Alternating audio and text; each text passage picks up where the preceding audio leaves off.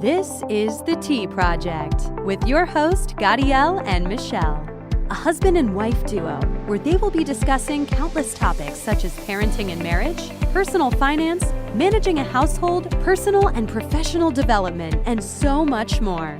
Gadiel is a father, husband, a military veteran, and a lawyer.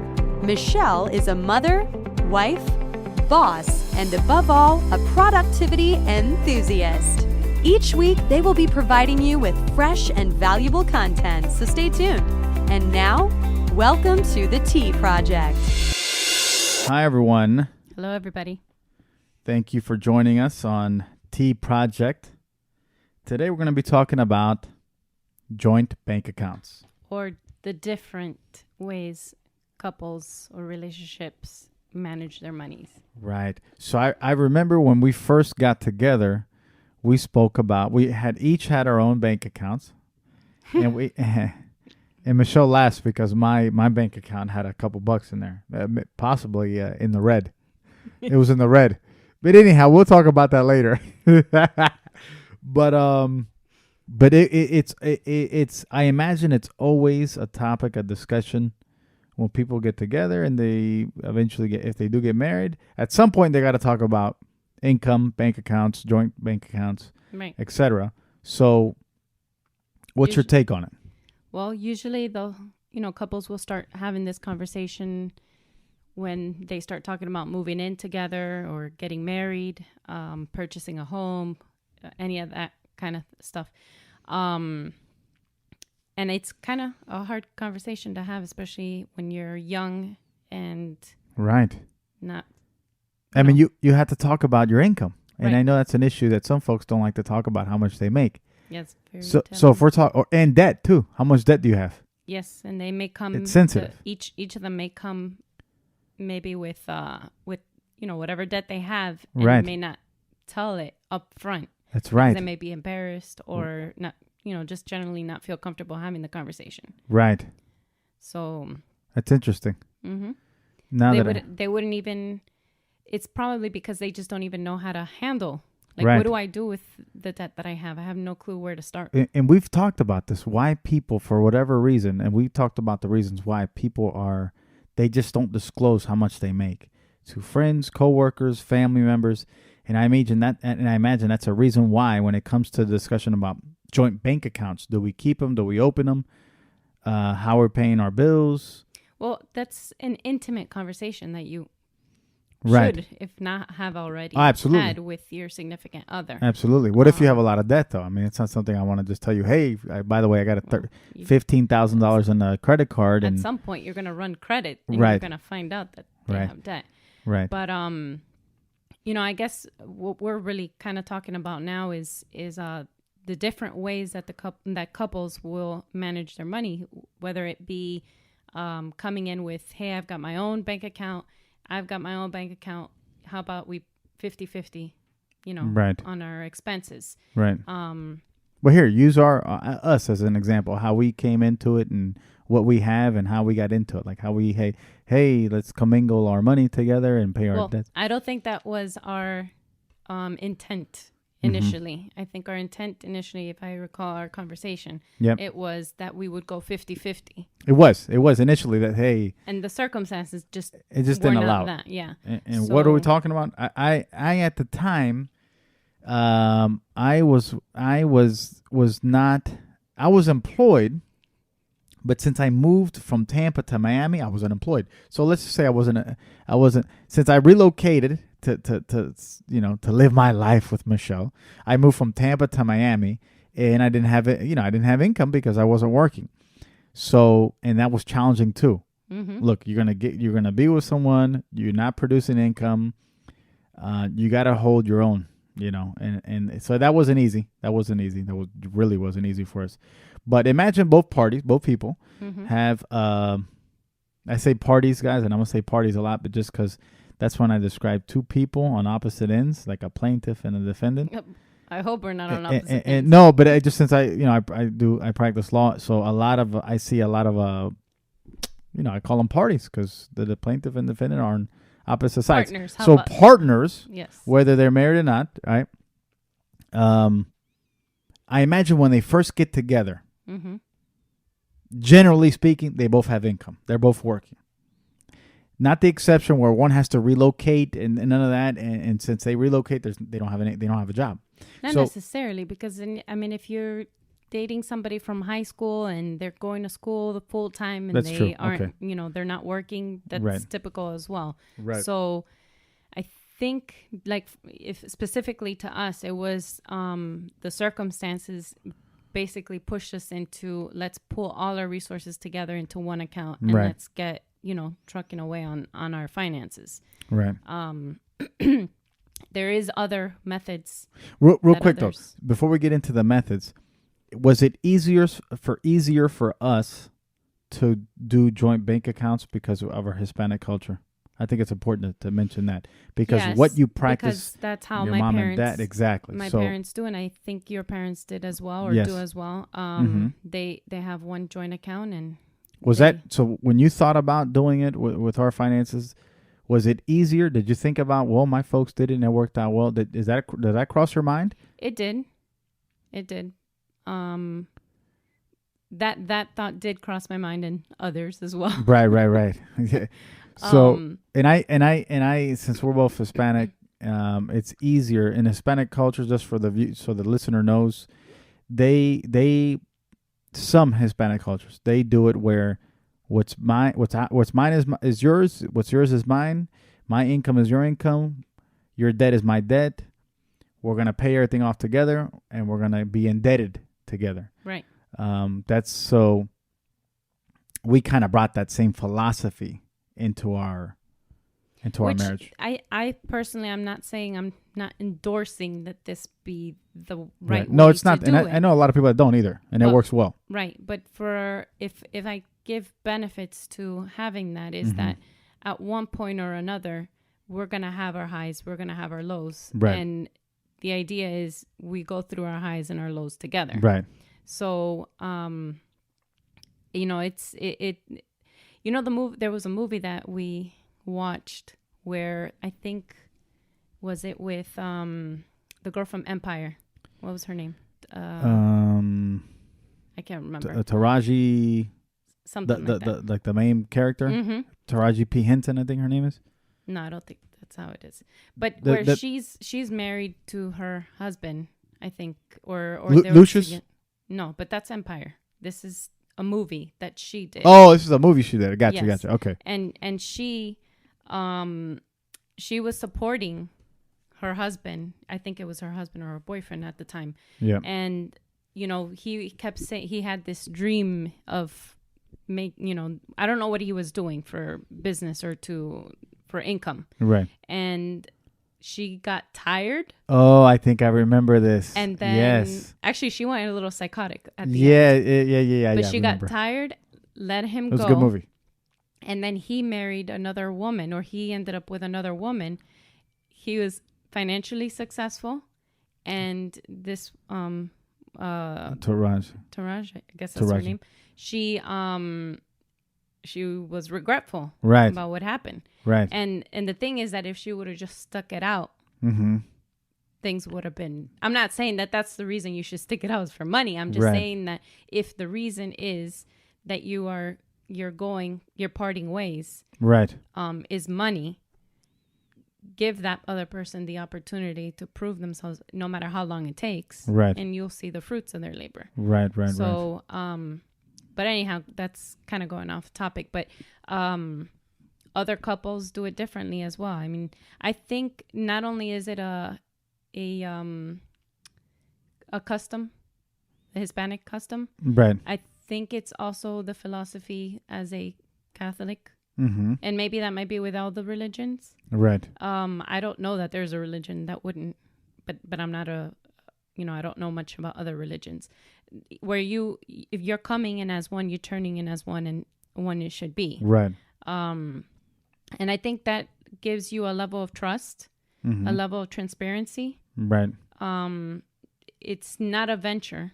It's not a Right. business where Right. you kind of come in and say, hey, let's join together. And if we want to split, If it whatever. doesn't work out, Because the hey, idea is you get married and it's it's long term. forever. Yeah. Exactly. So I'm not saying that any other method isn't couldn't be that way. Right.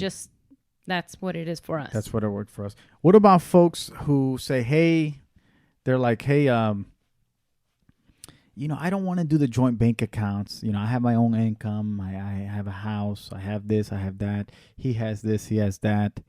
And I don't want to do that right now, the joint. Which is nothing wrong. I think some couples, what they do, for instance, you have couples where they might have remarried. Right. And, divorced, married again, and they already come with their own bank accounts, their own credit card debt, their own, Right. investment accounts and all that. And I imagine they don't just jump into a joint bank account. They've been through that. I imagine Right. through their first relationship. But I'm assuming, though, that when they're kind of trying to save money for their wedding, Right. unless they're putting it on credit cards, that's a whole different story. But Right. if they're saving for their wedding, they're probably now starting by opening up a joint account. Right. Obviously, if they weren't doing that, they're probably charging 50% on a credit card and the other 50% on the other person's credit card. I don't know. So hey, what would you say to somebody who just doesn't want to do it? How do they pay the income and percentages? How do they go about that? So like, for instance, someone who I've heard that, like, if somebody makes 100,000 and the other one makes 50,000, obviously one makes double the amount. So you can have it where you would do, say, 75% for the one that makes 100,000 and 25% for the one that's making 50,000. Right. Maybe. So make it like a rent, $1,000 rent, just to make the math easy. Right. So the one who makes 100,000, double the other, he would pay $750, and the other one pays $250. And you're saying it's fair because they make more, so they should pay more. It depends. I think what truly has to happen is an honest and frequent conversation. Absolutely. About, okay, this is where my my income is at. This is where my debt is at. Where do we feel comfortable together? Right. In how much we should bring into the household. Right. Some could be 50-50, or some could even be, hey, I'll pay the rent and you pay the water bill and you pay the groceries. Right. It could be, I don't know, here, I'll help you with paying off your debt. Right. Because that can happen. I mean, yeah. Maybe the debt is big or small, it doesn't matter. But if the intentions are to pay it, it doesn't matter who's coming from. But as long as they, as a couple, are comfortable with it and there isn't any signs of resentment. Right. So, the advice I would give, I'm not endorsing any particular method, either joint or individual, or you pay 50 or I make more, so I pay more. I think the best thing couples should do is, and it's hard, it's super hard when you talk about finances and debt, things that we're very insecure about, is to try to talk about it. It's super hard. Well, but you remember us first starting, it was a very, very, very sensitive conversation. It was. And it was a long time. Yeah, of course. It was cool. And I think through time, we've gotten better at it. There's still times where we're still we're working not on perfect, and we probably spend in a lot of areas that we shouldn't be. Right. At one point, we were kind of buckling down. We're strapped on income. Yeah. Yeah. No. It's definitely not an easy topic, but it's one that has to happen. Earlier in the relationship, the better. Yeah, and I think the other thing too is that as a couple, you have to write down goals. Right. Write down goals and think about how you're going to save for the future, how you're going to save for retirement. What is the ideal future? Right. Yeah, you do. You got to have individual goals and relationship goals. That's important too. I mean, you kind of at least got to know where your head's at and where my head's at and where do you see our heads at in the next, year, 2, 3, 5, 10 years. And if we're not on the same page, we can talk about it. Well, what about this? What about that? And that goes the same for financial goals, not just, personal goals. What about, just to wrap up the joint bank accounts? So that's not the only way. They can keep individual.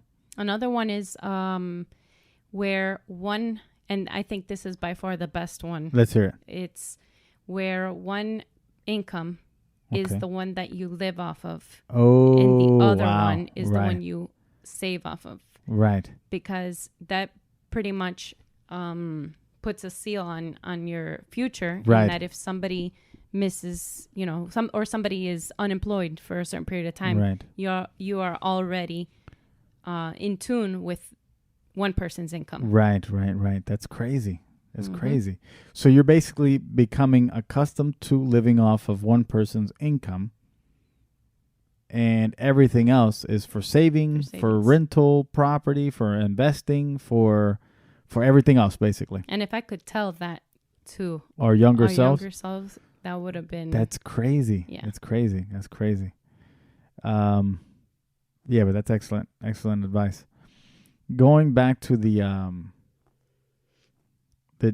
joint bank accounts, one thing I want to hit on that, and I've been thinking about it over and over, is the trust factor. Mm-hmm. So part of each person being somewhat unsure or insecure on, do I disclose how much I make? What if I got credit card debts? And what if they're going to leave me? They don't like me. They're going to dump me, whatever the case may be.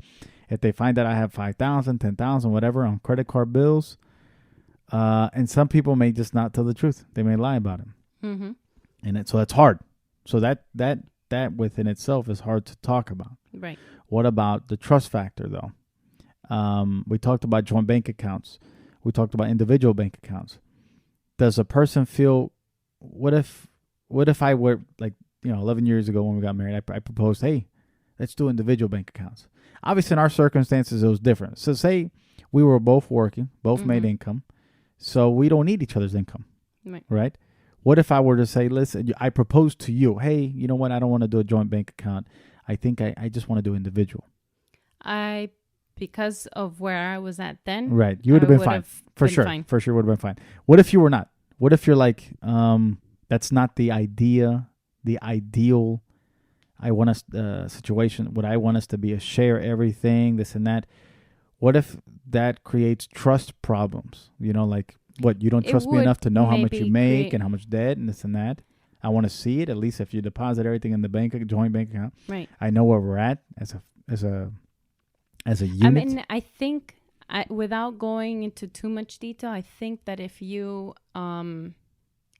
significant other is saying that they want to go separate, right? If they at least give you enough transparency in that this is what I make, this is what I have in debt, and because of X, Y, and Z is why I want to do separate. Right. If they give you where, the reasons are legitimate. Right. And they're transparent and clear, then I don't see why you couldn't do it that way. Shouldn't be a problem. But if it's coming from, well, I don't want him or her to know that I have like an endowment fund or something like that sitting out there somewhere. I don't want them to know, and I don't want them to benefit from it. Right. And then you're not saying that. Right. That's probably not a good idea. That's a trust. It's a trust problem. It's a problem where that person may not trust you. Mm-hmm. If they find out later, then obviously that's going to create problems. Yeah. Oh, you didn't tell me about this or that. You can't trust me. So I think to minimize any problems with the trust, especially if you're a new couple, being upfront as much as possible is probably your best bet. Mm-hmm. Because then at the very end, come on, guys. The other person can be there to help. But no, look. But if this is the person you're going to marry, or you see a long-term future. Now, if you don't see any future with them, okay, that's a different story. If this is just a summer thing or just a short term, okay, whatever. But if it's future, and if you see future with this person, it's only in your benefit to disclose everything. To be honest, right? Because what are you doing from the beginning? What? I heard there's a saying. It's something like, rocky starts don't make for good endings, or something like that. I've heard that. Something like that. Basically, where if you're beginning, whatever it is, maybe a relationship, a venture, a job, a project, if it's a rocky start, then maybe the ending ain't just gonna be, it ain't gonna be smooth sailing. I don't know. Taraj Henson is her name. Taraj Henson. What did you say? Taraji, I think I said Taraj. Oh, it is Taraji. It's Taraji, right? Yeah. Okay. So, well, do you want to close with something regarding the joint bank accounts, or? I think ultimately what you want to make sure that you do as a couple is that you have weekly meetings about your finances. Just be transparent and trust in each other with your finances, because keeping them behind closed doors or it's not doesn't help you, doesn't help the relationship. Yeah, you want to have also shared responsibilities when it comes to paying your bills and just being a part of the finance. So okay, folks, there you have it. This concludes our episode on joint bank accounts. Thank you for listening. Now, if you have any specific questions or if there's a specific topic that you would like to see on our podcast, please leave a comment down below in the comment section, or just say hi. If you want to just hey, put a little emoji with a waving hand. We'll reciprocate. We'll send another emoji waving hand too. Okay. We'll see you next time. See you next time.